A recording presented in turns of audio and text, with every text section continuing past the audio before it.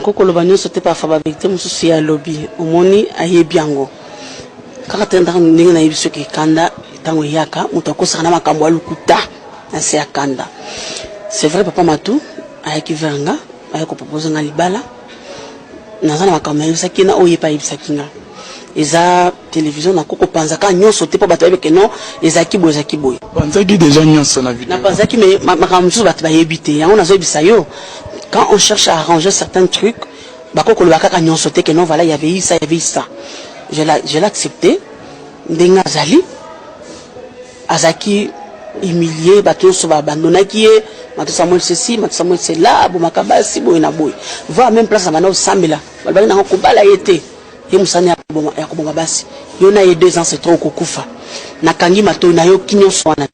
Tandis que je m'engage, nzambo atindi penenanga. Ayebi pourquoi. Et c'est ce que je me suis engagé, tout ça na yelelo. Maman au début que non nous avons matali c'est que papa est magicien avait marché que 0 heure que ne pas cimetière ania alekisayo non soit non le ban peka que ils ont assez à kanda ils arrivent à mensonge maman tant que le baitangis pour le bac que mon centre à yebiseki. OK papa ya on comme na autant que le bac non ceux qui kanda ezali moli mon centre ya na kanda ti moli mon centre ya ka place kimi ezali pour ko tsape kimi mususu ceux qui déjà mutaza na kanda qui dit que ça sur moli mon zambité. Qu'est-ce que je peux dire par là? Le long de l'objet que Samuel Azam tabakisa qui na cimetière, mais tu le boyo kutana na kuna nazo salani. Ce qui m'a coûté à Kazana bakisi à qui na cimetière, na rappelle que le bané on a peine à quel libella. Nazo nanda ko pona rolukani. On a les qui sont les soustonner parce que le bail que non là les qui sont ratagé au bela grave, au comprenez peu sauf c'est malade ou en a maman. Oui, et on a l'objet que ma camion son na lobaki wana na sakanda.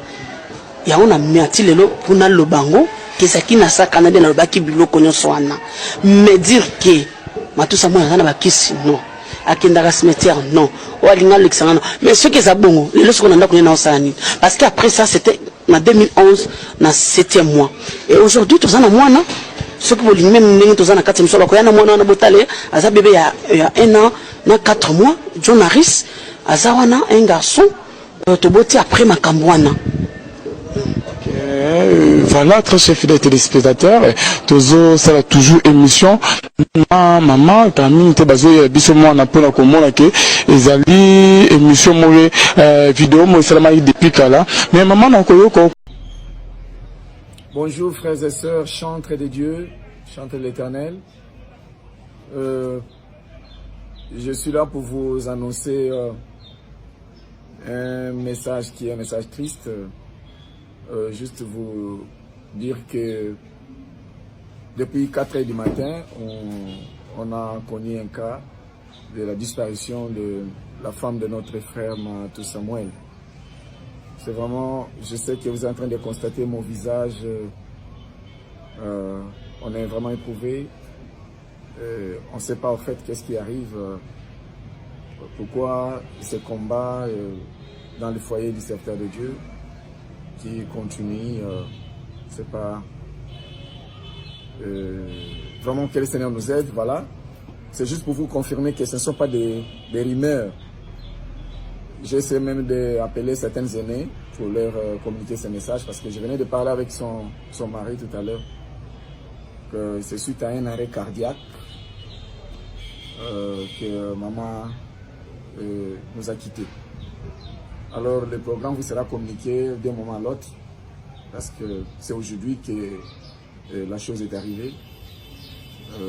À partir de ce soir et demain, restez toujours connectés à notre chaîne, notre émission officielle, pour recevoir toutes les informations fiables, précises surtout, précises. Excusez-moi. Ne suivez pas les déviations médiatiques. Parce que vous savez, à ce moment, beaucoup vont profiter de l'occasion pour communiquer de n'importe quoi, raconter ce qui n'existe pas et qui n'a jamais existé. Vraiment, soyons tous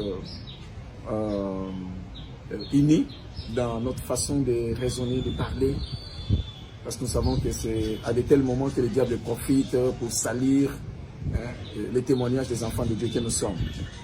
Donc je vous invite à suivre surtout ce que l'AMCC peut vous communiquer à cet instant. à part ce que les journalistes peuvent ajouter. Je vous remercie.